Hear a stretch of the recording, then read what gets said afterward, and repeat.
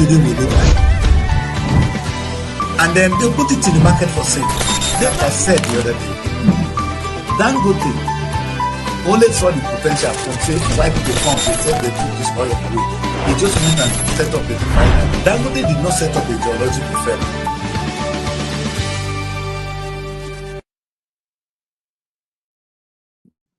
Start. It's not a good start, so I will let Joy get on with it. A very good morning to you all. This is Daddy Chris, and it's the Good Morning Show. Joy is here. We're going to start quickly with the news because it looks as if my battery is actually running down. So, Joy, we're going to be quick with that. Thank you very much for joining us. Let's have the news this morning. Thank you so much, Daddy Chris. Good morning, viewers, and thank you for joining us. You're welcome to SRTV News Asaba. I'm Obama Gabriel Joy. Thanks for joining us. Here are the headlines. President Bola Ahmed Tinubu orders tougher engineering regulations and stricter sanctions to curb infrastructure failures. Oyo State Governor Seyi Makinde accuses political opponents of playing politics with insecurity. Police confirm the arrest of alleged fake agency Director General Adeyemi in Osun State. The Senate identifies soldiers and police officer killed and injured during the Oyo rescue operation. Gunmen kill the Lagos NURTW organizing secretary. Police rescue kidnapped Ambrose Ali University students and neutralize one suspected kidnapper. The police foil a kidnap attempt in Anambra, arresting a 66-year-old suspect. Police arrest a 25-year-old for allegedly vandalizing market shops in Abia State, while a suspected cable vandal dies during an attempted theft in Edo State. President Tinubu announces plan to end the export of raw cocoa on unveiling a policy to encourage local processing. The federal government inaugurates an advisory committee to review Nigeria's economic reforms as the finance minister calls for stronger tax cooperation across West Africa. French President Emmanuel Macron is expected to visit Nigeria. The Sultan of Sokoto declares Thursday the first day of Safar 1448 after Hijrah. Spain defeat France 2-0 to book a place in the FIFA World Cup final, while goalkeeper Unai Simon joins the competition clean sheets greats. The Court of Appeal reserves judgment in appeals relating to the ADC and the deregistration of 4 political parties. And later, the weather forecast across Nigeria. Those are the headlines. Now the news in detail. We begin with the national news. President Bola Ahmed Tinubu has directed regulators to enforce tougher engineering standards and stricter sanctions aimed at addressing recurring infrastructure failures across the country. The president said stronger compliance with engineering regulations is necessary to safeguard lives, improve construction standards, and ensure greater accountability in both public and private sector projects. Meanwhile, police have confirmed the arrest of the alleged fake Director General Adeyemi in Osun State. Authorities say the suspect falsely presented himself as the head of a government agency and is currently assisting investigators. Police say further investigations are ongoing. Also, the Senate has identified soldiers and a police officer who were killed or injured during the recent rescue operation in Osun State, in Oyo State. Lawmakers pay tribute to the fallen security personnel while calling for increased support and improved welfare for officers confronting insecurity across the country. Now in politics, Oyo State Governor Seyi Makinde has accused some political actors of exploiting insecurity for political advantage. The governor said security should remain a collective responsibility rather than a tool for political competition, and he stressed that his administration will continue working with security agencies to protect lives and property across the state. Meanwhile, the Court of Appeal has reserved judgment in appeals concerning the African Democratic Congress, ADC, and the registration of 4 political parties. The court says parties will be notified once a day for judgment has been fixed. Now, observers say the outcome could have implications for Nigeria's political landscape ahead of future electoral activities. In security, gunmen have killed the organizing secretary of the National Union of Road Transport Workers, NURTW, in Lagos State. Police have launched an investigation into the incident and say efforts are underway to apprehend those responsible.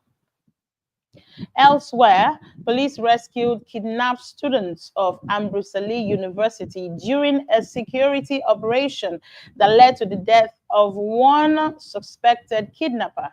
Security agency says efforts are continuing to apprehend other members of the gang. Now in Anambra State, police foiled a kidnapped attempt and arrested a 66-year-old suspect believed to have been involved in the plot.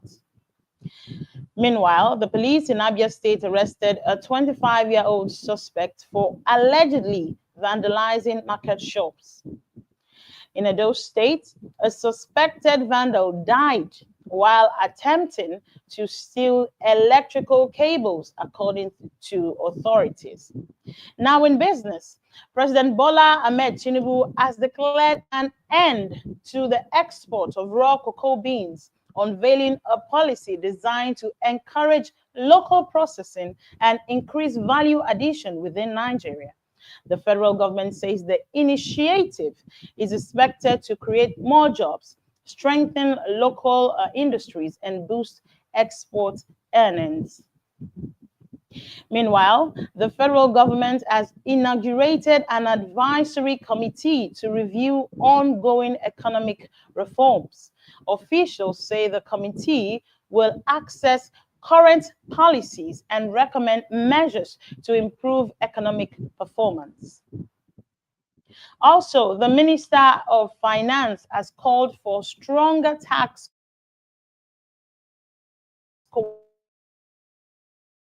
cooperation amongst Western generation. World news. French President Emmanuel Macron is expected to visit Nigeria, according to the French ambassador.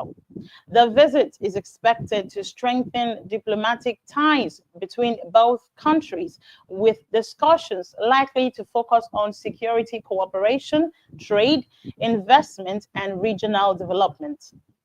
In religion, the Sultan of Sokoto and President General of the Nigerian Supreme Council for Islamic Affairs has declared Thursday as the first day of Safar 1448 after Hijrah. Muslims across Nigerians have been urged to observe the new Islamic month with prayers, peaceful coexistence, and renewed commitment to national unity. Now in sports, Spain have defeated France by 2-0 to secure a place in the FIFA World Cup final. The Spaniards produced a disciplined performance to book their place in the tournament showpiece match. Meanwhile, Spanish goalkeeper Unai Simon has joined legendary goalkeepers Fabian Barthez and Gilmar amongst the players with the most clean sheets in FIFA World Cup history. And now the weather forecast. The Nigerian Meteorological Agency forecasts cloudy conditions with moderate to heavy rainfall across much of the southern Nigeria today, include Lagos, Benin City, Warri, Asaba, Port Harcourt, Uyo, and Calabar.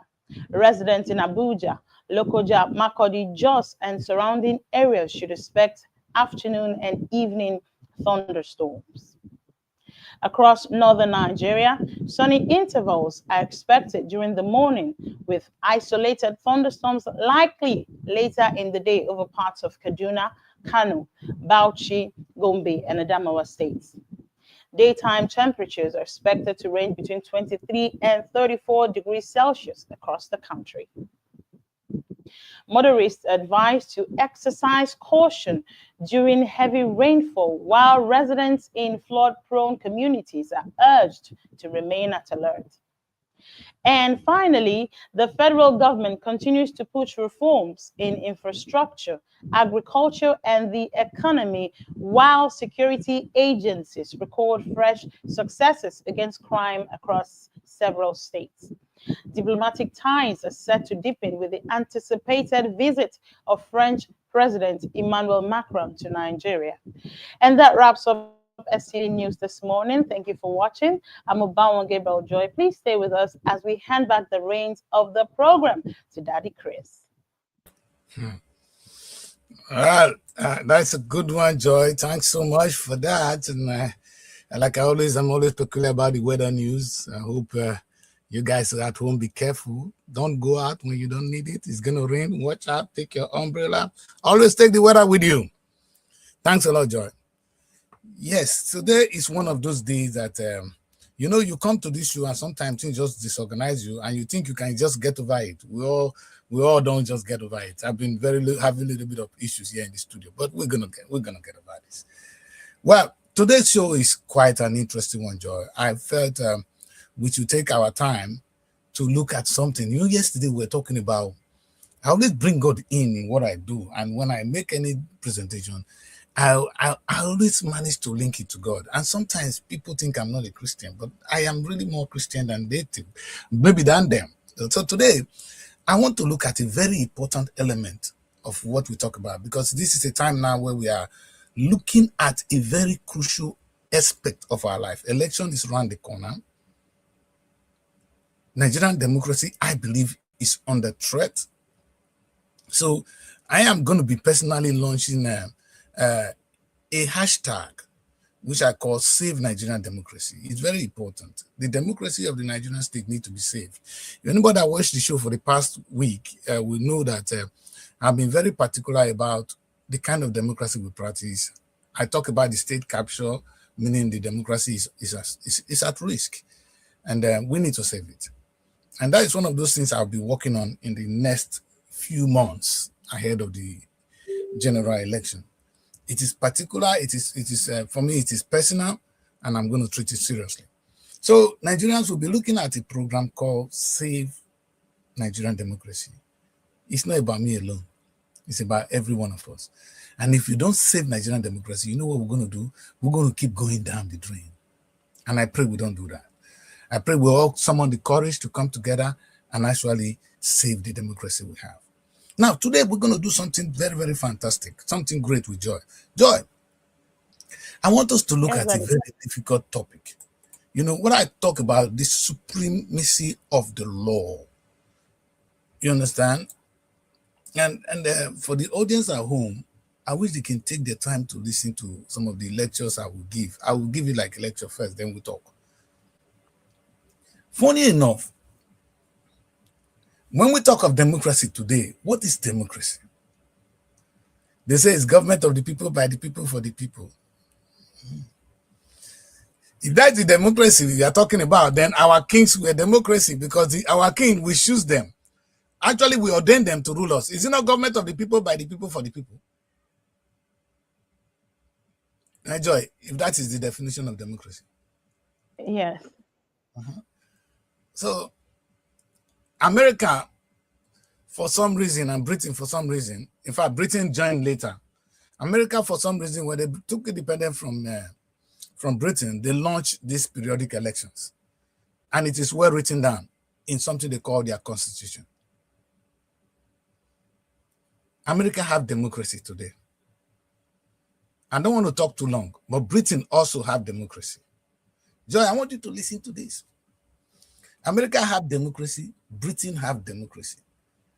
But the way they do their democracy is different. In America, they have the presidential system of government. That's why you have President Trump and the House of the Senate and the House of Rep, like we copied Nigeria. Nigeria went there to copy what we are practicing now, except that we are not practicing true federalism. America is. Because every state in America is more or less like a country of their own, all linked to the federal. They raise their own economy. That's why I can say that the economy of California, a state in America, is bigger than the whole of the economy of Africa put together. All our economy, if you put it together, only California economy is bigger than us. But that's not what we're talking about. What it means is that America's system of government is presidential system of government. And all their paper, all the things they have is written on a constitution. You know why? Because America is a new land. That's why you don't see any king recognized in the United States of America. There's no kingdom. America is made up of people who migrated there. We're like freedom fighters. They got there and they created a country for themselves. But when you come to UK, they have a tradition. They don't practice American system of government. They have the parliament, which is even of recent. Otherwise, what Britain had was a king who ruled over the whole land, who then worked with the landlords, which he made, just like our system of governance in Africa. That was what the British were doing. But they've evolved now into having a very strong parliament, and that's why they only have a prime minister. The president of the United Kingdom is still the king. I want you to understand this, Joy. The president, our president here, is King Charles. It's not the prime minister. But the country is run by the prime minister. I don't even understand all. The prime ministers do the day-to-day running, they form the government, they have all the say, but the king is the ceremonial president. Unlike America, where you have Donald Trump talk and everybody move. So what I'm trying to say is that these two people, these two countries, they have democracy, but they are practicing their system of government differently. They don't have the same system of government. So why is it that our own system of government, I'm going to come to that some other day, not today, that our system of government, the way our king were ruling us, were actually barbaric, that they were not democracy. It was uncivilized. We need to define that tomorrow. But we Africans are who we are. We don't know anything. But that's not what I'm here to talk about today. My worry today is, okay, let me put it this way, Joy. The only thing America and Britain have in common, the only thing they have in common when it comes to this democracy is respect for the rule of law. So let me repeat that. What you see, the American democracy is about values, respect for human rights and rule of law. Britain is also breathing on that rule of law. It's not as if they practice the same system of government. The Germans don't practice the same system of government with America either. So these democracies we are talking about, they have their own system of government. So how can you define the democracy then? What is democracy? That's why I brought this topic today. Democracy is not the system of government that you have in place. It's about respect for the rule of law. That is the modern democratic creed. In fact, that is the definition of a civilized person. When you say people are civilized person respects the law. He obeys the law. And then when in the UK, you can say the prime minister must obey the law. In America, the president must obey the law. When a thing is written as this is the law, it is supreme. So today, let's talk about what the law is really. Because law, if we understand what I've been analyzing, the only ingredient of democracy, from what I have seen, is respect for rule of law. So it's not the kind of government you are practicing. So meaning if my king have respect for rule of law, we are in democracy. And I remember what the king of Jordan said once. You know, in Jordan, you inherit the kingship. The guy studied with us in UK here before he went back to become the king. He said democracy will mean different things for different people. Yeah, it might mean different structure of government, but it has one thing in common: rule of law. What is important is that President Tinubu is not above the law. President Trump is not above the law. The Prime Minister of the United Kingdom is not above the law. You see what we're saying is the supremacy of the law. That is the rudiment of democracy. But sometimes we don't really, because this is not mentioned. Sometimes they say we are enjoying the dividends of democracy. I say, what is dividend of democracy? Sometimes they say they construct road, that's the dividend of democracy. I say, these people are very stupid. The dividend of democracy is when I have a right as a human being, when my right is respected, and I'm treated as a human being in my own land or anywhere I am. That is the meaning of democracy. And I think I will be so free to declare, to sing loud American Declaration for Independence. Then when they declare independence from Britain, there are so many languages they use. I don't think I'm free to use all. But they said that this will be self-evidence, that we all human beings are born equal. Remember, Joy, there's a language there, that we human beings are born equal. And we are endowed by our Creator with certain unalienable rights, among which is right to life, liberty, and the pursuit of happiness. And that any time a government or a system of government is not in line with this end, that if it doesn't give you right to life, your liberty and pursuit of happiness, that government should be replaced or removed and replaced with another government that has regard for such values. That's their declaration. And that it is for this reason that governments are constituted around the world. So the essence of us having a government is really for us we have a right to be able to pursue happiness in our own land. That becomes a thing to debate for another day. I don't think we want to go into that difficult now. It's too difficult. So why don't we just stick to the language rule of law? And this is where it gets interesting, Joy. When I begin to look at the rule of law, so many things concerns me. And I agree that the rule of law is supreme. As I was thinking, Joy, and this is my analysis today, it's not taken from any book. I took it that the first person to give human being law was God. Joy is a Christian. The only time, you see, when God created the whole world finished, he created Adam. And he gave Adam the law. It's an instruction. You can eat everything, but do not eat from there. That is a sense of law. I want to understand the origin of law. It didn't start from man himself. It started from God. So now you can inherit everything. Everything is yours. But you must not do one thing. Law. So when they talk about law, it's the things we can do and the things we cannot do. Now, Joy, so if God is the orator of law, is the origin of law, is the one that gave law the first time, how did we get to where we are? I want to follow that. And those you following me today, listen carefully. When the children of Israel got out of Egypt, they were the one. God did not give us law. They were the one that called on Moses. We want to live upright in the eyes of the Lord. Tell us how we must live so that we'll find favor in the sight of God.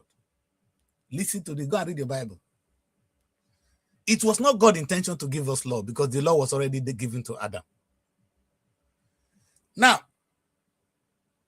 when Moses went to God, God gave him what? The 10 commandments.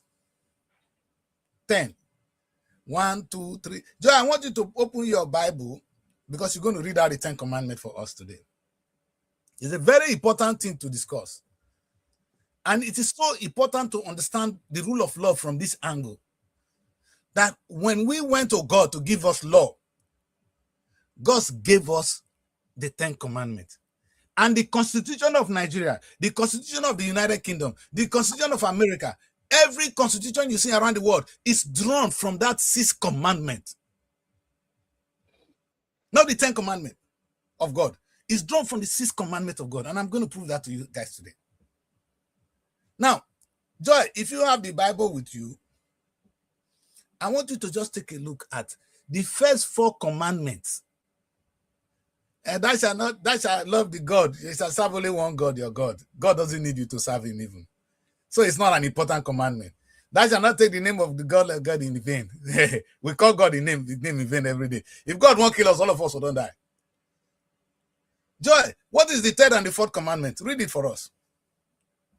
The 3rd.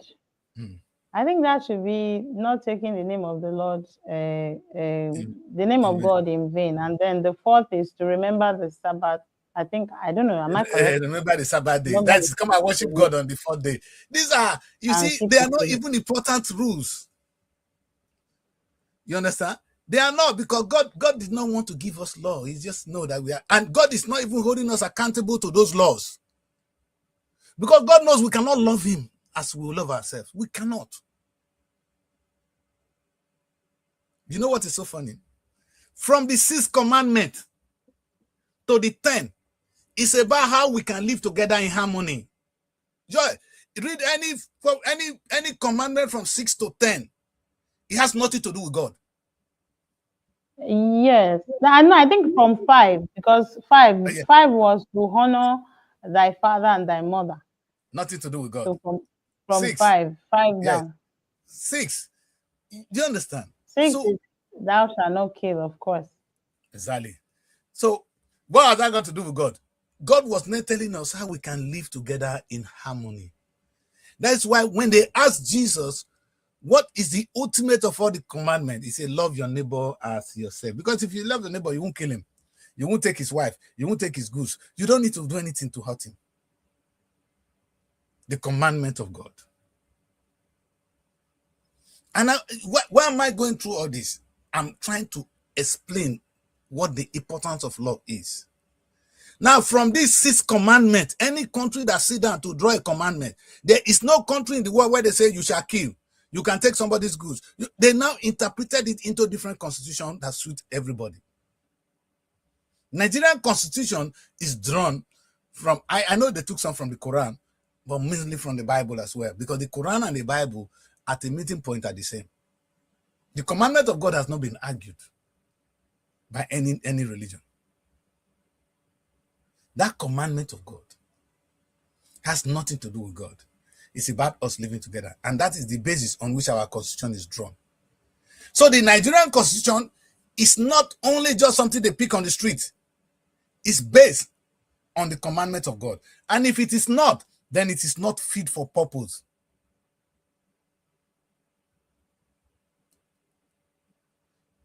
In other words, if you are a civilized person, the first thing you must do is obey the law. When you obey the law, you obey the commandment of God. And then you obey God. You cannot be a Christian if you don't obey the law of the land. You cannot be a Muslim if you don't obey the law of the land. It's not God you are serving. Because the law of the land is not drawn from any place other than that 6th commandment. It's just that when you now go to the Sharia law, they will now bring in the element of the God. You must do this, you must go to church on Sunday. Nobody forced you to go to church on Sunday. Now I was telling you that the God did not take his commandment seriously. People don't understand. That shall not play with the Sabbath day. Did somebody come and beat you for not going to church on Sunday? Keep Sabbath day holy. Joy, is anybody enforcing it? It's what God said now. It's God that is telling us what But to do. is Not God enforcing it? Are you enforcing it? But if you kill somebody, when they say that shall not commit murder, if you kill somebody, won't you go to prison? Won't you be killed? Of course. That one is enforceable. See, meaning God did not even want to give you law. The law God gave to you is to obey the law of your land. And meaning you should love your neighbor, respect the law, live together in harmony. That's all God wanted. You know why I took my time to explain this? So that many of us today who are caught up in Christianity or in Islam or in African traditional religion should understand that our constitution is not drawn from us. It comes from the beginning when God gave the same commandment he gave to Adam. It's the same commandment that Moses took. And from there, your constitution of your land is drawn. Before the Bible came, our forefathers have the constitution already. And there's no tradition that allows you to kill. No tradition in this world that is different from this commandment of God. So that brings us to, you know why I bring this in? I want Nigerians to understand that the most important thing we are talking about when we talk about democracy is nothing but the rule of law. Nothing but the rule of law. Democracy, democracy, democracy. In other words, just say, what is the rule of law? Because democracy is nothing but the rule of law. And the rule of law is a commandment that comes from God, which we have now interpreted into a constitution for me and you to live in harmony.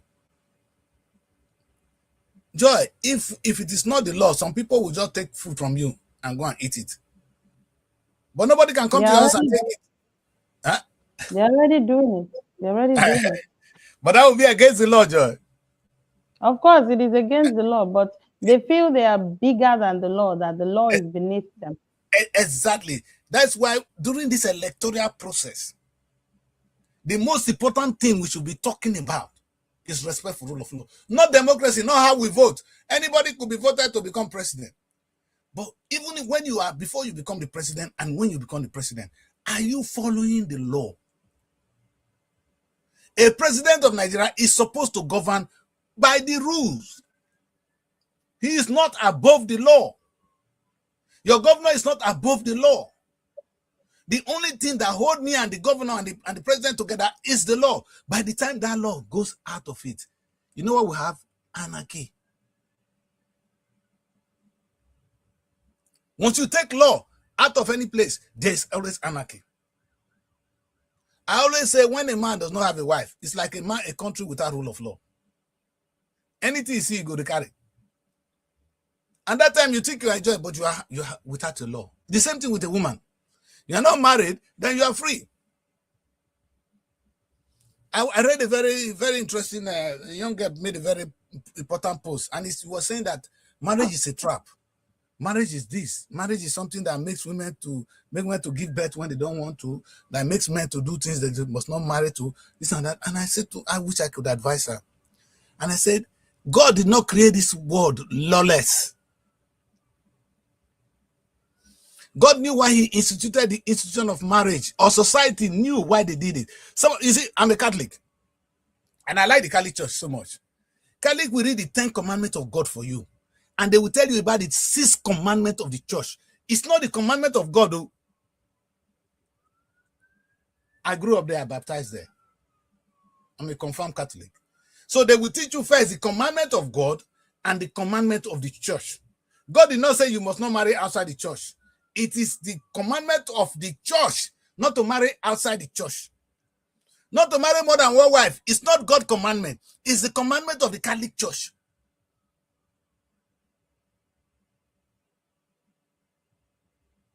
Again, why do they make law? Joy, with what I've been saying, why do we make law? I feel the law was made so people don't get to overstep their bounds. I think it was made to keep people in check. You know, it was made to put boundaries in certain things. You know, but recently I don't think the law is actually. Let me not say. Perhaps that's why we are having this show, Joy. Rather not say. You understand? The reason I'm having this show is that, do we have rule of law in Nigeria? If we don't have rule of law in Nigeria, meaning we don't have democracy. All I've been saying is what I want to say. One word. If there's no rule of law in Nigeria, then there's no democracy. Democracy is not the way we select people. We do select people. In fact, the people we have now, they are selected by the very few. I didn't vote for Tinubu. Tinubu is my president. You understand? And if this is the definition of democracy, then we define democracy as the rule of the majority and oppression of the minority. Because if a minority, how does it count? Like what they did to us in the South at the moment, they take our oil, they use it, and we cannot say anything. We are minority. It's our own, but they beat us and they take it. Is that democracy? That's not democracy. That's not democracy. Yes. That's not how democracy should work. But you know why it is democracy, Joy? It becomes democracy because once a law is made, whether you like it or not, you must obey it. Yes, irrespective of who you are or what you are. I don't like the law governing the Niger Delta, but I cannot just say, oh, you must change it today. I must do this today, or I have the right to disobey the law. I can push for the law to be changed legally, but I cannot disobey the law of the land. Honestly, my question would be that why is it how do I put this?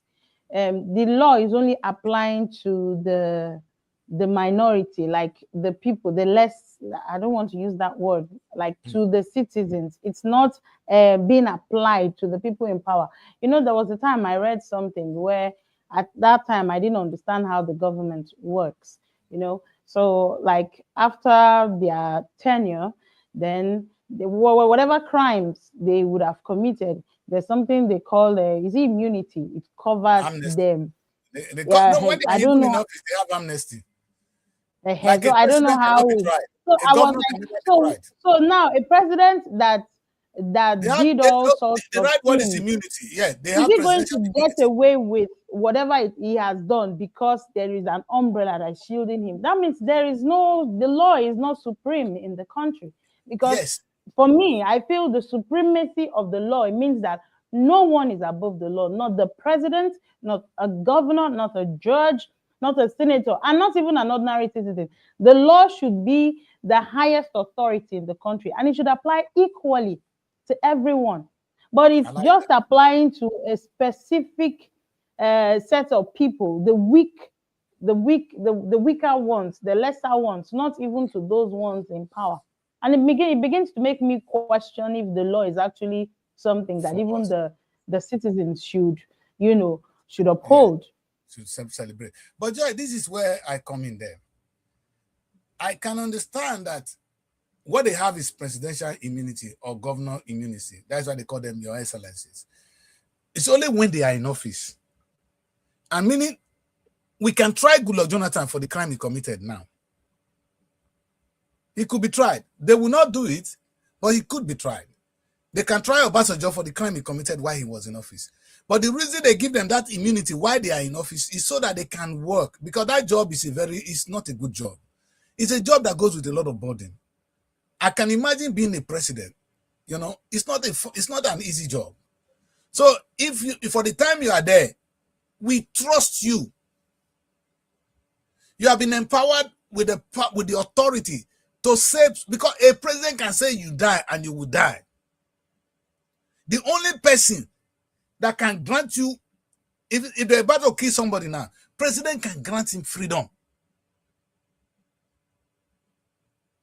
President can grant amnesty without asking anybody.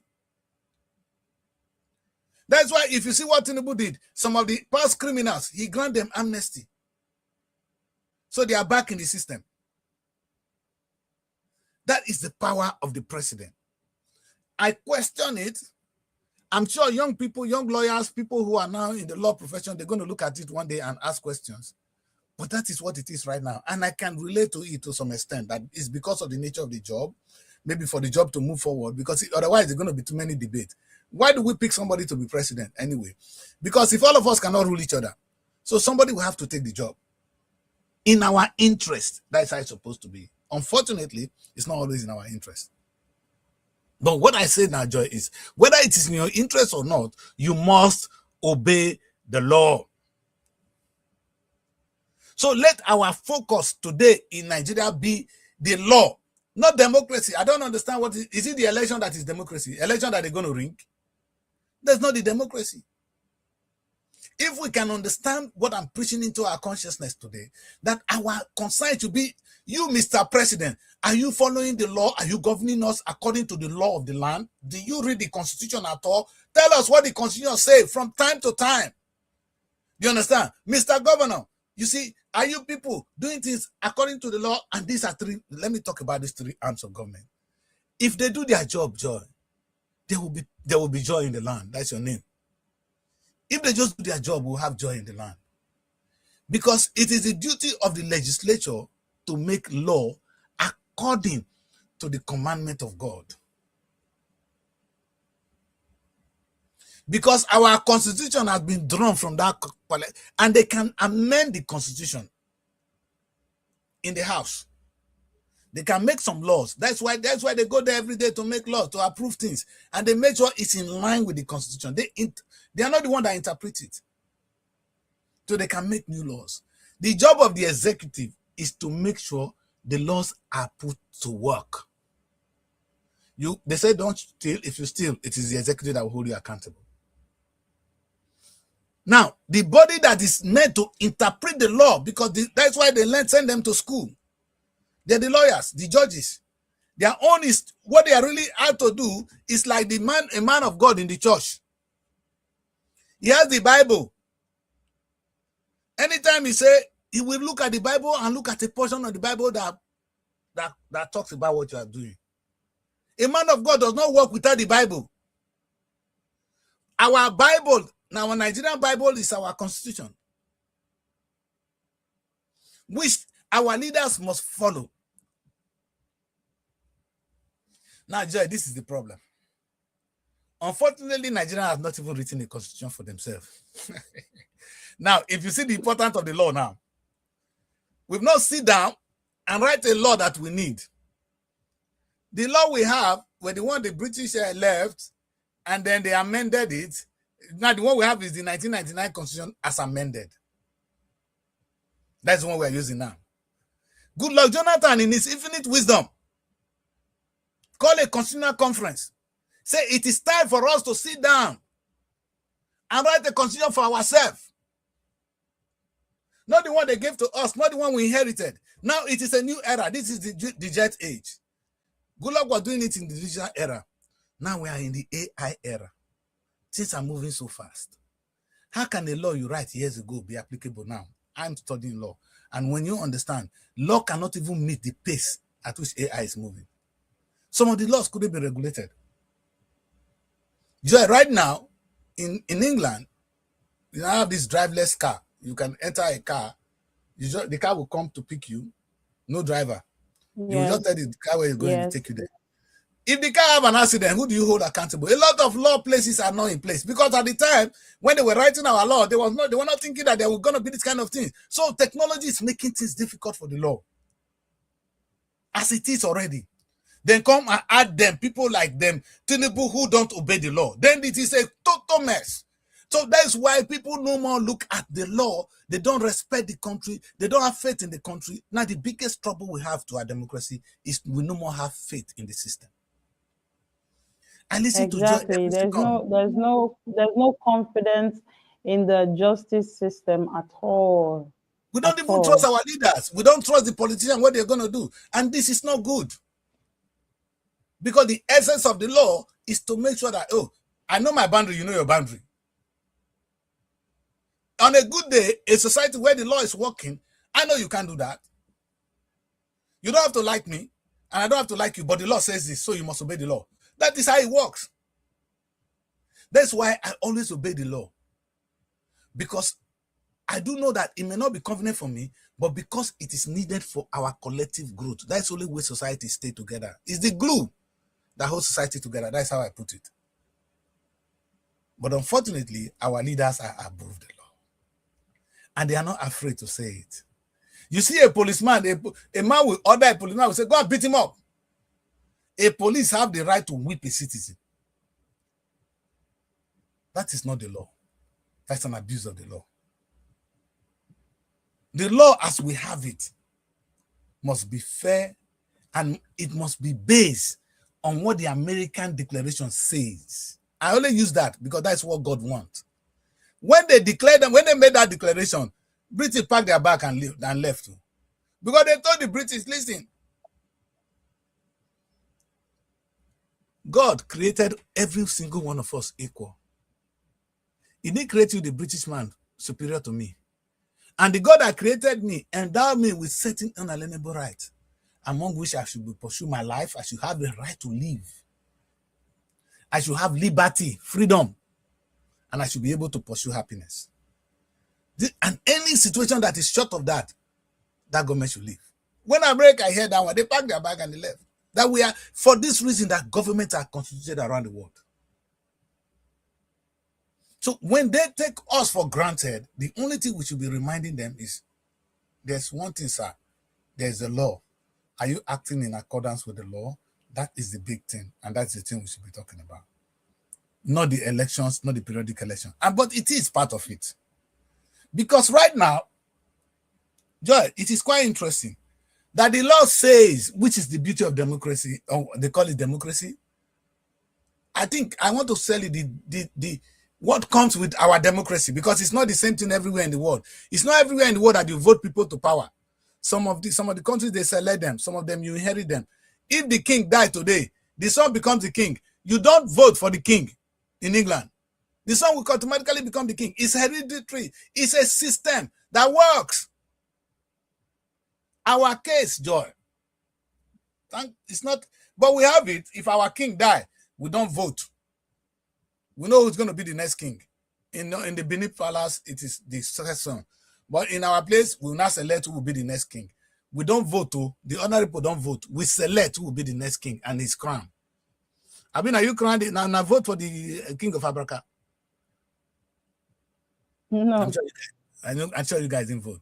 But the Nigerian constitution says, that is the constitution of our land. Africa constitution is different.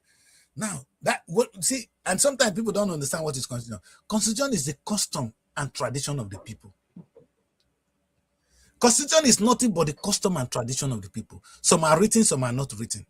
In Nigerian case, as it is, it says that we should vote for who becomes the president. We should vote for who becomes the governor. We should vote for House of Rep. We don't vote for judges. Don't forget, they have the equal power, like every one of them.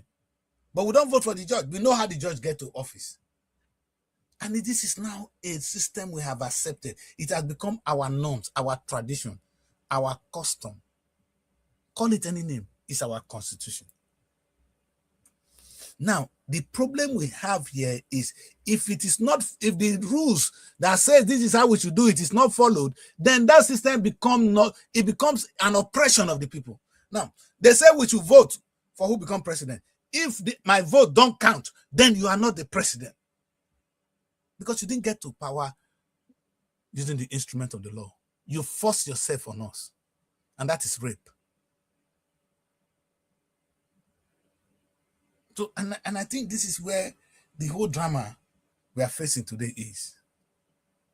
We are facing a very difficult time in our history where we are being told that there's something called democracy.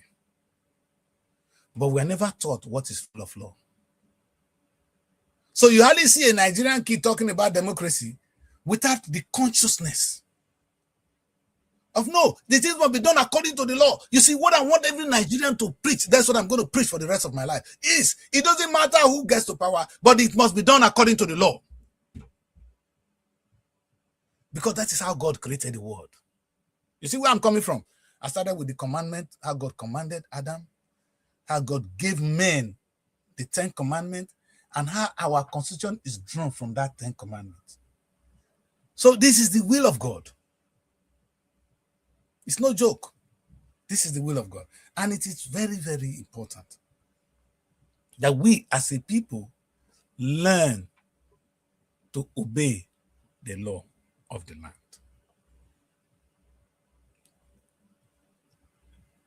Joy, with what I have said, which thing is more important? Election or rule of law? I didn't hear you. I said, based on what I've been saying, what is really important? Is it the election? I didn't. Yes. Or the rule of law or the law? No. I think it's the law. It's the law that will determine how the election will go. If there's any problem with the election, the law deals with it. So I think it is the law that is important. It's not the election. It's the law. So, because it's a set of principles that guides how everything should work in a nation. Yes. Yeah, exactly. You are correct. And that is what we should be talking about. Because in Nigeria today, during the election, you're going to see somebody just carry a gun and just go and take the vote and begin to vote. They say you should not bribe people, you should not give people money to vote for you, you will do it instead. Don't do this, you will do it instead. You understand? And the law cannot hold you. That's why we say the state has been captured. I am using it, I'm looking at it from the instrument of the law. There's a show I did here and I was saying, don't be emotional. Let us follow the law. And I want to say this to the obedient people today. I know they don't want to hear this. Now, whether I want Peter Obi to be president or not, it doesn't matter. The first thing says that Peter must win according to the law of the land. Yes. So it's not about what I want. And I am going to, if I want Peter to be president, I'm going to make sure I work so that Peter will win the election using the instrument of the law. But then, Daddy Chris, the opponents might not play clean. They might be playing dirty. So yeah, but I cannot be preaching that. Yes, I will not be preaching that. But we know that those people are illegitimate. If they force themselves on us, that becomes an illegitimate government. And that's why I'm saying now that if we cannot stop them, in my new campaign, Save Nigerian Democracy, I am saying to America, we have a law. I'm saying to the rest of the world, we have a law. I'm saying to Nigerians in diaspora, we have a law. I'm saying to the African Union, we have a law. I'm saying to every black man on earth, we have a law. As long as our president does not come from the instrument of the law, from what the law says, that government is illegitimate. And should never be respected, should never be accepted. So if tomorrow we witness that the 2027 election, somebody ranked the election, that's not our own. We will then be able to say, the law did not allow you to be this, sir. And let us be conscious of the law. Oh God, let us be conscious of it. Joy, it is one thing to know first. But Daddy Chris, how the law is being interpreted to us as the citizen is different from what is written in the Constitution that we're supposed to follow. I don't know if you understand what I mean. Because you said that a government that does not win the election the way the law states it should be declared illegitimate, right? That was what you said. Yeah, that's what I said. Now, because I could still remember the last election where we heard that the current president didn't secure, I think, was it 3? Is it 3 over? I don't know how they calculated it. But there was a way they said it, so meaning he didn't win. But later they came up and they brought that number that was not existing before. Now there's already a foul play if you look at it. Yeah. The law states an election should be free, it should be fair. But from what was being fed to the Nigerian audience was different from what the law. So are you saying the current administration, you get where I'm headed? I know what you're saying, and I want to agree with you, but this is the problem. Speculation is not evidence. I can say, they didn't say this, so they didn't vote this, they didn't vote this. Tinubu did not win. That's not what I count. It's what INEC announced. That's what the international community will take. And that is what we took. And that's why we swore Tinubu in as president. It's not what they say. People can say anything they want. We're looking at the paper.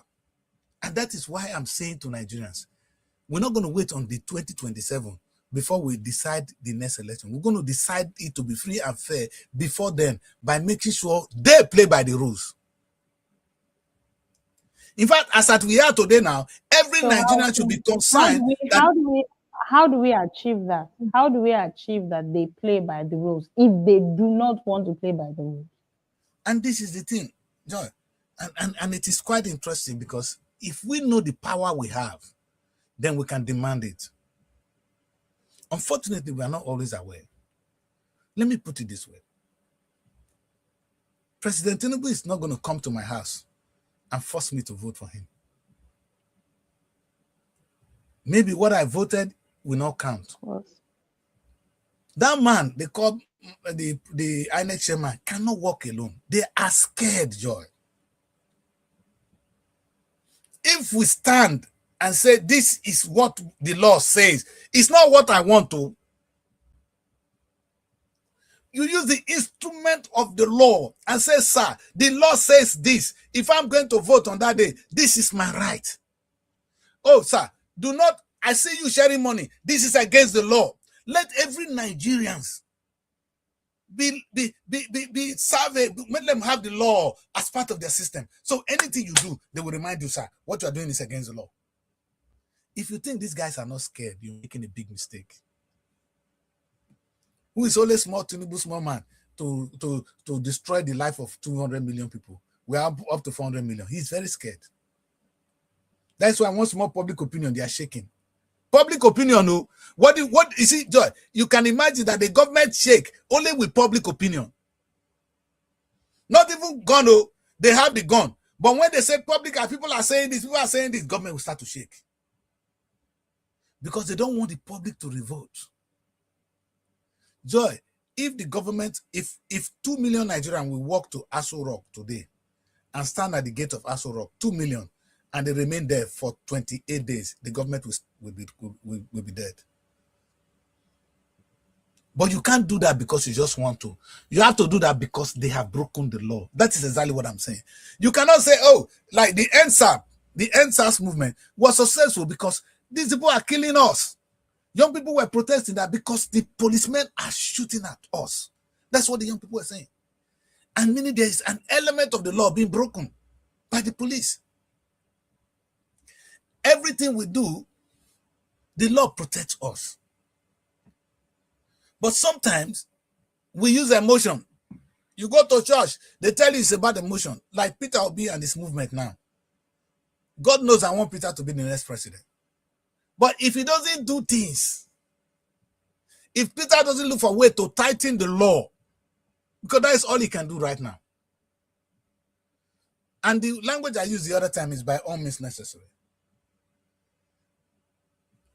If I were Peter, I would not even be talking. I will campaign to get the votes, one, and I will make sure the vote counts. And I know I cannot stop them because they have the gun, they have the instrument. I'm going to invite anything. If it is the international community, if the Nigerians in diaspora, or if the intelligent Nigerians who want it, there's going to be a movement that can stop these people. And they can be stopped. Don't think they cannot. They can be stopped. If you know that this is it, devise a means. You see, the problem, they tell us that the problem is half solved once it is identified. So if I know my problem, then I've identified it. I will do anything to stop it. I always say to people come to me sometimes and say, my wife no get below. I say, babe, boy, find a way to get her pregnant. If you cannot do it the direct way, use on any means. Use what all means necessary. Don't wait for one thing or one moral thing of what doing it. You want to have a baby, say baby. We want an election that will be won freely. This is my position today. If Tinubu wins the next election, nobody should even disturb him. He should be sworn in. If Atiku wins, swear Atiku in. If Obi wins, swear Obi in. But any attempt or group of attempt or an attempted attempt, this is a language we use when we're in school, to change the will of the people should be met with resistance. And that resistance starts today, using the instrument of the law.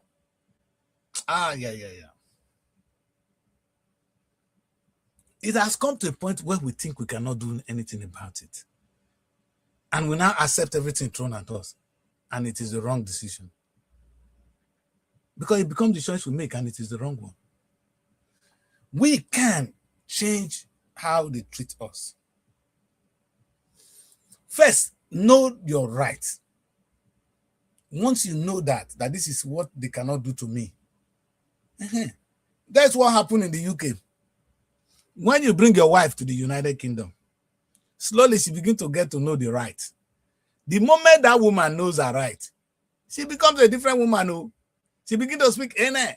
I say, see this village man I bring yesterday, now they speak Ene for me. But that is the truth. She has learned, she has been empowered with the law. Now she's going to tell you can't do that. Hey, you can't do that to me. She'll be looking at her. Yes, you can't do that to her. You cannot do that to her. Because she has been told that this is her right. Nigerians are not even aware so much of your right. And that's why when they come and they construct road, you begin to celebrate road, which is your money. You see, and this is constant every day. It's not even about the election alone. Let's talk about true governance. A governor of your state construct a bridge. Una wait, they worship him. You should be asking, how much does that bridge cost? Are you with me? How much does it cost? How much was spent on it? How many people? For what? Is that a good way to spend our money? This is your right. It's not only about election. And we are aware of that, because that is my biggest frustration. I can see the way they have misused our resources. Even Tinubu has got to power, we agree.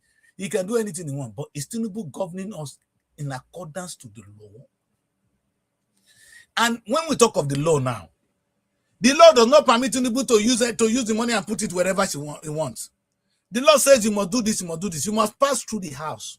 And those are things. If Tinubu follows those rules, as long as he didn't break any rules, there's nothing we can do.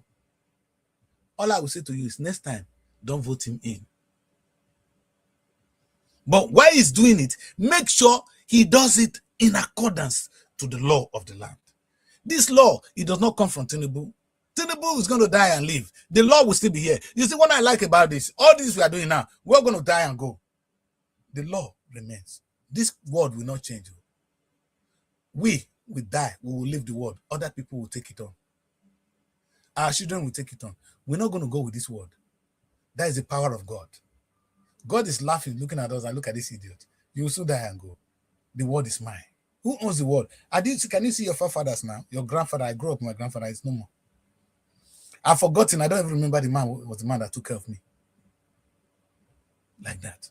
So you're going to die, but the world will remain. And what remains in the world is the law of the land. If you are afraid to live upright now, then you have to meet your Savior, the man that created you, and when he asks you a question, you answer him. Not me. I won't talk about that. Because nobody is comfortable with that kind of difficult question. So, my people, today, I said I'm going to spend only some few minutes to take a look at some of the videos I have received over the past few days. So maybe I can do some justice to them now that I'm alone on the show. And because I wouldn't be able to do that. One of the trending issues, I'm going to go into the trending part of the news now, because that's what I have the power to do. One of them is actually the kids or the teachers, the school teachers and the children that were kidnapped in Oyo State. I mean, I've been listening to all the different sides of the story. But I want us to listen to Makinde. And maybe some of my argument is what Makinde is trying to argue here. Let's listen to Makinde first. Human rights and accountability mechanism, including those within the United Nations system, to closely examine the facts surrounding this abduction and the circumstances of its resolution. All right, let's bring it back, because for some scrutiny is not intended. Let's start from the beginning. The circumstances surrounding this incident are sufficiently grave and unusual to to warrant independent scrutiny beyond our domestic institutions. I therefore, with a full sense of responsibility as the Executive Governor of Oyo State, call on the appropriate international human rights and accountability mechanisms, including those within the United Nations system, to closely examine the facts surrounding this abduction and the circumstances of its resolution. Such scrutiny is not intended to undermine our institutions. Rather, it is intended to reinforce public confidence that the truth will be established and that every person found to bear responsibility, regardless of office, influence, or affiliation, will be held accountable. Under the Constitution of the Federal Republic of Nigeria, the primary responsibility for national security rests with the federal government and the security agencies under its command. The Nigerian people, therefore, deserve a full and transparent account of what happened, who was responsible, whether there were institutional failures, negligence, or collusion at any level, and what measures must now be taken to ensure that no community is ever subjected to such an ordeal again. This is not about politics. It is about justice for the victims, reassurance for our people, and restoring public confidence that every Nigerian child can go to school without fear. A very good day, Governor Makinde. In fact, God bless you. If you listen to the speech, everything I've been saying on this show, Makinde rope it in. Makinde reminded us the Constitution. And he told us, he's now saying that this is beyond what our local institution can handle. And you can testify that what the man said is true. If what our local institution can handle, we will not be having this today. Let me share this with you. Now, currently, the Senate is having a big row with Makinde. They are angry. How could you invite the international community? I know they're going to fight me when I begin to invite the international community because I'm going to invite them. Makinde just started something small. In my own case, I will be writing to every international institution that Nigeria has appended signatory. What Makinde is saying is not something new. Nigeria signed certain international laws. You are a member of the United Nations. Makinde said United Nations, because anything that cannot be handled locally can be taken there. Now, let me ask you, will Makinde get justice if he cry to the same people that are, if these people are the people behind it, is he going to get justice? If he felt that he's not going to get justice and he's inviting the international community to come and look into the issue, international community, they are not stupid. They're not going to come and just say, oh, Mr. President, you are wrong. But if what you did is right, if the truth is said, why are you afraid of the international community? He's inviting the law, the instrument of the law, world law, not the Nigerian law. There is a law that is bigger than the Nigerian law. You are not allowed to kill your own people.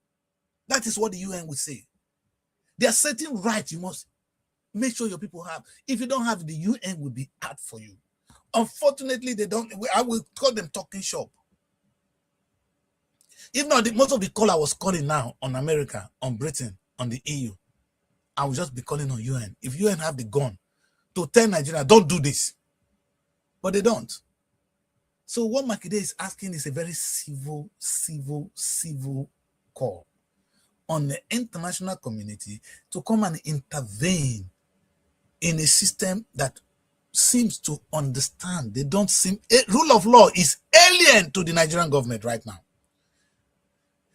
I said rule of law is alien to the Nigerian government. You cannot fight those people with the same instrument. Who are you going to invite? Invite a judge to come and take Nigerian government to court? Which court are you going to? President Goodluck said, if you are fighting with somebody say, take me to court, you know, say, my brother, and I they court. We know the truth. The man does no more have faith in the system. And I like the word he used. If we have any damage done to Nigerian democracy at the moment, is the fact that there is no more faith in the system. And the man said, this is important so that our people will have faith in the system again. I never know the offense. I've not seen the offense Makinde committed. I know those of you that can interpret the law, we can interpret the law better than me. But what is the man offense here? We're going to take time. I am not even saying, you see, this is something about me people don't understand. I have nothing against the... In fact, if Tinubu wins the next election, I'll be the first to congratulate him. But you are not allowed, sir, to win the election by crook. You will win it cleanly and sincerely with the way you have played your politics. You might win, but don't force yourself on us. In fact, whether you are my father or not, if you force yourself on me, I will resist it. That's where I stand today. I'm 60 years old. I don't care when I die. Because I want my children to live in a better Nigeria. So I'm ready to do anything to stop you from doing it. I may not be able to stop you, but the small power when I get, I go fake, I take and hit you first. You don't know me. It's that I remember when we were playing this Argentina, one country those days for World Cup. Now we first score. That's what I celebrate. So far that we first score. So that's how I think. The small power I have, I will blow it first. Whether I touch you or not touch you, that's another day. So what I'm saying, Nigerians, is this. Makinde is an example. I don't want to go into he has his own political issues to handle. And I always say to them, Makinde, you see, these people will not allow you to win election. Because right now there's no, in fact, and I think there's something special about Tinubu too, that we all talking today should learn from. And that part of it, you cannot fault it. The only fault we see Tinubu doing is when I see his picture on a bag of rice being shared to people with our own money. That's against the law, sir. When you now come out and share money and begin to spread our money anyhow, that's against the law. But Tinubu is doing something that is doing right. That Tinubu is seeking coalition, trying to get governor to come to his party, as long as he didn't force them. We don't care. The governor is not a fool. As long as he didn't force them, and I didn't see him forcing them. If they choose to go and run because of money, I cannot fault Tinubu for that. He's playing politics. He's looking for people to work with him. He's going to be able to excuse that. I can't fight the man for that. And that's exactly what I was saying to Peter Obi. Let me analyze this. Peter will hear me this. Please, this is very important. It saddens me, Peter, when I see Kenneth Okonkwo now against you. I'm going to say this. Yes, Kenneth might be an asshole. You might call him any name you want to call him. But it saddens me because that man was the one who was propagating the gospel of Peter Obi in the 2023 election. One of the strengths of a leader is to be able to keep these people on your side. You need to do that. I don't care. People will definitely betray you, but you don't allow it. If President Tinubu is still in tune, in happiness with Wike can betray anybody. We all know Wike. But President will just laugh. President is not ready to make trouble there. You know why? He wants to win the state. He went as far to, he knew that, oh, that Edo state, I need to have Edo state. He went and planted this man there. Hello? He has got over Delta State now. The man is now doing his underground work. Even when we can see it openly, you cannot fault him. Oh. He did not force Oboriwori to join his party. We didn't see that. Maybe you can always say that. Oh, we know it. That is sentimental. Show me a proof that Oboriwori was forced to decamp to APC. I didn't see that anywhere. Now, there's a difference between the law and morality. Morally, it's the wrong thing to do. Maybe he was able to cajole them. He was able to do this. It's your duty now to enforce, to make sure Oboriwori don't decamp. What was our good luck, John? What was Peter Obi doing? Or what is Atiku doing to make sure that Oboriwori didn't decamp? Sometimes it's just words of mouth. You don't need money. Tinubu is actually going to be the one to make profit because Oboriwori have money. The state, he has targeted the state that have money. He want them to his side. He's going to get money from Rivers, he's going to get from Edo State, he's going to get from Akwa Ibom in our own state. These are the states with the money. Lagos is his own. So he knows where to get money to win election. Peter, how do you even win election without money? Even in the UK, we see how much people are donating. In fact, they are telling them not to, they're stopping political parties from accepting donation. Because money is going to be part of politics. You need money to win election. How are you going to win? I don't know what you're talking about. This is secondary school politics, man. It is not the right thing, but that is how it is practiced, Peter Obi. You're not going to win election for free. I am so sad. It's possible that Atiku must have given Kenneth some big amount of money. Kenneth has the camp. We don't want that, Peter. One vote is important for me right now. If I'm in your camp, they will be coming back. And I will not let them decamp anymore. This is one of those qualities Tinubu has. Tinubu dying with the devil. Because that is what Nigerian politics, and in fact, not only Nigerian politics. You see people everywhere in war. In the UK, the last time we had a vote, I remember when Cameron was, Cameron was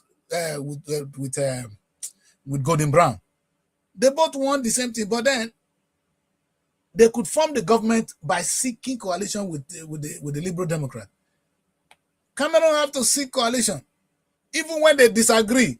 If you see what the Democrat, what the Liberal Democrat stands for and what Conservatives stand for, they are in two opposite sides. But you have to eat with your enemy now in order to form a government. That is politics. I'm talking of British politics. So I'm confused when you people are always trying to not to advise Peter to do the needful. Peter will not win election by sitting on the fence. He's only going to win election by doing what is needed. And right now, as long as our people keep decamping, we are in bad shape. We are just coronating this man. Tinubu will become the next president. Unfortunately, if we want to do better, see, there's something Tinubu did last time. Tinubu gathered all the political parties. Well, they keep blaming Tinubu. Oh, why was he doing that? Goodluck was the president. In Goodluck's eye, Goodluck lose Rivers State. He is from his own state. He was allowing trouble to happen in Rivers State. You go win election first before you allow that trouble, sir. He lost. You don't want that. Tinubu is not going to do that. Tinubu is not ready to lose any state. In fact, he's looking for more states to win. And that is how you win election. Now, that is legal. That's not the illegal thing Tinubu is doing. He has appointed an INEC chairman he wants. I never see Peter contesting it. If we think this man is too close to Tinubu, we could have contested it using the instrument of the law. Discredit him first. Nobody said anything, so we assume it's okay. See, you cannot just keep it. You can say anything you want to say. Politicians know you're going to say that. But that's not his problem. His problem is to win. As long as he hasn't broken the law, there's nothing that the Chris can say about it. I respect Makinde now. Makinde has come out to voice a concern. This is where the law is being broken. This is where Makide's right is being trampled upon. And this is where we talk. The man is calling for the international community, which is what I'm calling for too, to come and help us. We need help. Because the big boys have captured the country. They captured it. They have the money, they have the policemen, they have the instrument of the law, and they are using it. They are holding more grip on the power. We can't fight them alone. We need help. And if this guy is calling for help, to hell with you, Senate. What has he done wrong? You're being sentimental, and you cannot arrest him. You see, what they cannot do, they cannot even come near Makinde. They are not stupid. They might look for another excuse, but they will not be able to use this. So Makinde, if you are trying to keep your hands clean, because they're going to come after you, man. So and we always say to them, please keep your hands clean. That's why they've not been able to arrest Peter Obi. Keep your hands clean, because that's what they will do. They will use your little excuse. When you have all the dirty people, in fact, Tinubu has set a lot of people free than I've ever seen in my lifetime. In my lifetime, the man that we accuse of 1.3 trillion in my state is not going to be the next senator of the Delta North. Okowa, we know that he's a. In fact, that man a crook. I could use the word. I use pidgin English. Come arrest me, sir. Because you guys are good at doing that. It is not me that says it. It is the EFCC that said it. And the EFCC said this and they didn't follow it up. I'm going to even ask EFCC for that. So if you now provoke me, I will bring up the matter. And I will not bring it locally. I'm bringing it internationally. Thank God I know they come Nigeria now. So now no go see me arrest. I will make you my career. Hello? I will make you my career. You don't want that. Please don't try me. So what I'm saying is the law is still there for us to use. I've never seen Peter Obi. And this is my disappointment. Kenneth are going. Other people are angry with Peter. My biggest disappointment is Peter has not even come to do what this man did today. Peter has not been able to do what Makinde did now. Peter you should not even be risking your life in Nigeria this way. You should be so far away. You fly in, they know you are in, you face some serious campaign, you map out your strategy, and you are out. Because these guys, they don't like you. You are their threat.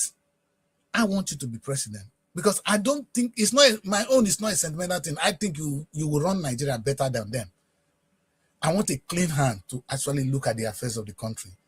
Politician, if a Tinubu hand is soiled with dirt, he can't even wash it clean in 200 years. So for that person to rule, you know, you're going to... Where is Yahaya Bello?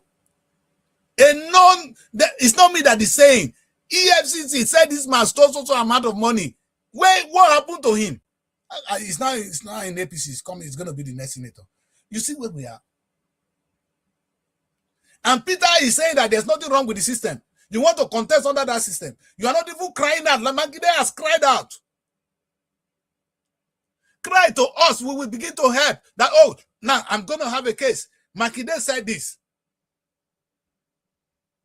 As I'm submitting paper letter to the EU, I'm sending letter to Downing Street. I will include Makinde, what Makinde just said.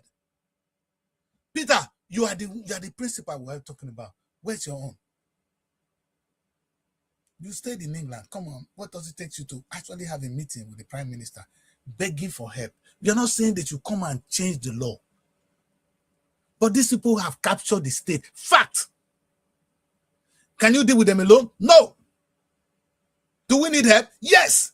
Let's not play with that. And they were not going to like it. Why would they be happy with Makinde? Makinde is inviting the UN to come in. You think they're going to be happy? If not you go happy. Because the more we are in darkness, the more they can do it. But if they know, if the UN really make a big statement, not on the day of the election, I've said it before, international community don't come with observers. If you're not ready to help us now, do not come on the day of the election. Let them just kill us. Because you're only going to come there to endorse what they have already damaged. The saving Nigerian democracy start today. We know how they got themselves the primaries. We see what they're doing now. Tinubu alone, he won the primaries only by himself.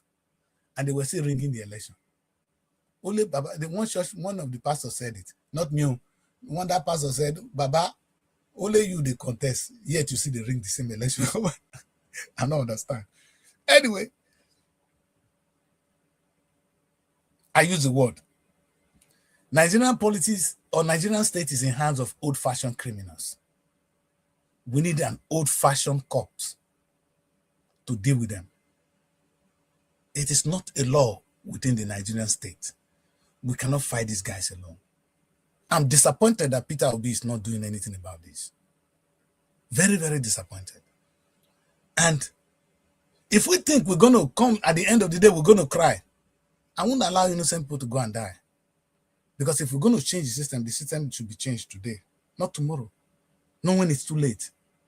We can do something now. In the last time I checked, Donald Trump only made a statement about the killing of Christians in the northern part of Nigeria. Everybody were on their feet. What stopped you from talking to Donald Trump now? Peter Obi, it will be easier for you to get to Donald Trump. I will do my own part than for me. You are the presidential candidate. You are not asking Donald Trump. If not you even, where are your delegates? Where are your lobbyists? Lobbying is a part of American democracy. You lobby. Who are those people speaking for you? Where are your lobbyists in the UK? Where are your lobbyists in the EU? You want to fight them with ordinary hands? We are wasting our time. Then we might as well coronate Tinubu. There's a show I'm gonna do for Peter alone. Because Peter, we gave you a burden.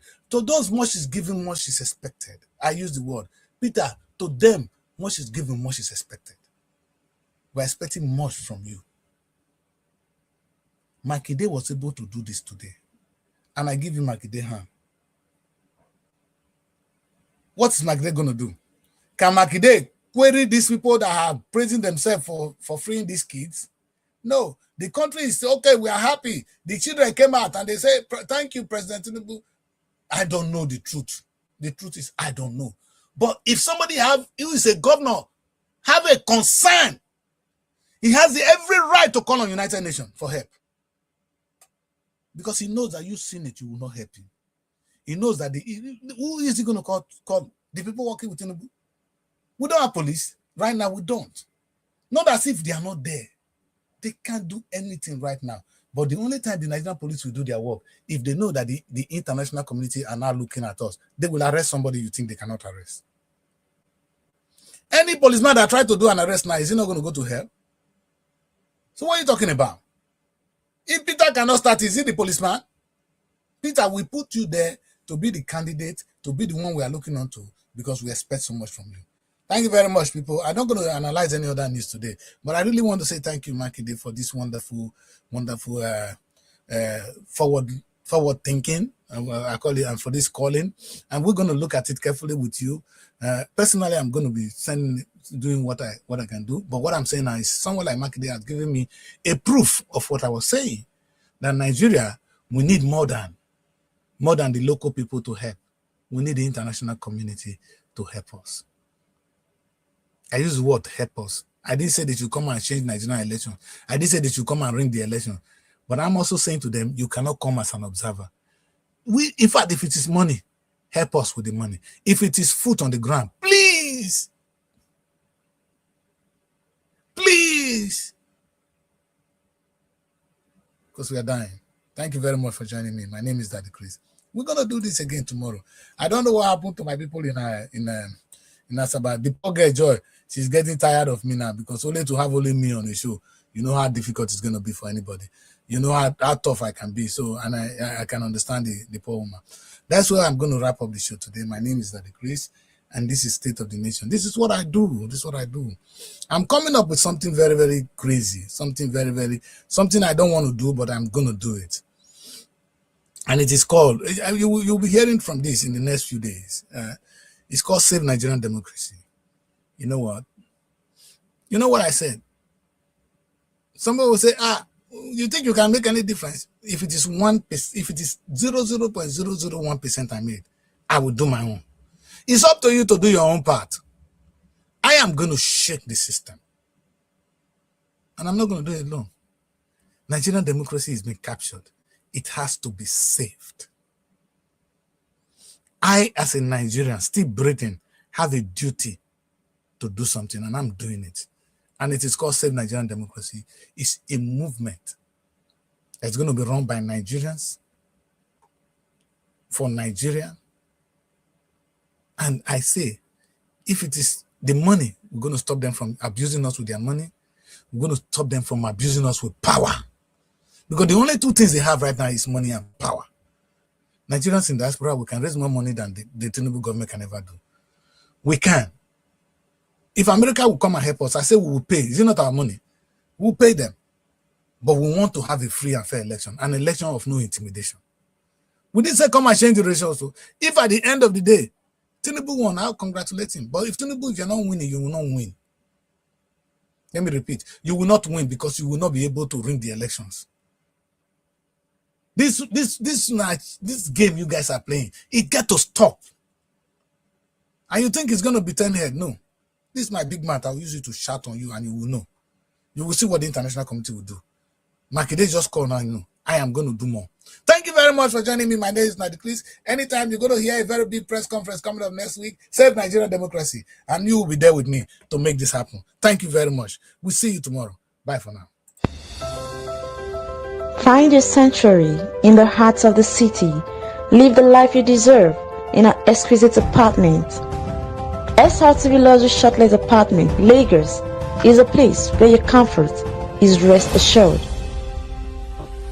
Welcome to SRTV Shortlet Apartment, part of the prestigious SRTV Real Estate family. Why choose us? Prime location, nestled in the heart of Lagos, close to key attractions, business hubs, and vibrant nightlife. Modern interiors, fully furnished, stylish apartments designed to provide the ultimate comforts. Luxury redefined, vacation perfected. 24/7 security. Enjoy peace of mind with round-the-clock security and CCTV surveillance. Top-notch amenities, high-speed Wi-Fi, smart TV, air conditioning, fully equipped kitchen, and lots more. Perfect for business travelers, family vacations, romantic getaways, special events, and more. Book your stay today and experience Lagos like never before.